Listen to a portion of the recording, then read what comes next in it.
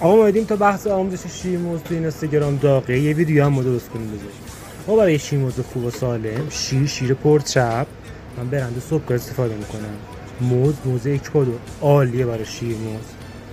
و شکر هم سلیقه‌ای، یکی دوست داره یکی هم دوست نداره. چند تا تیکه یخ هم می‌ریزیم که خنک بشه. سرعت بلندرش هم باید پایین باشه. حالا میتونیم سرعت بالا بذارید اگه دوست دارید پف کنه، ولی من خودم سرعت پایین میذارم که غلظتش رو از دست نده و پف نده. و یه بحث دیگه هم هست که میگن که آقا برای اینکه شیرموزتون خوب بشه و مثل مغازه‌ها بشه باید موز یخ زده و شیر یخ زده و سلبی استفاده کنید. حالا هیچ کنه از این احتیاج نیست.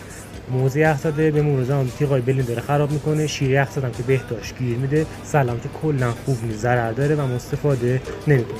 یه بحث دیگه هم در مورد قیمت شیرموز که تو اینستاگرام من دیدم یکی پست درست کرده بود که قیمت یه موز 10000 تومانه و قیمت تموم شدهش نمیاد 15000 تومان میفروشن 3000 تومان. نه همچین خبرایی نیست، واقعا نیست.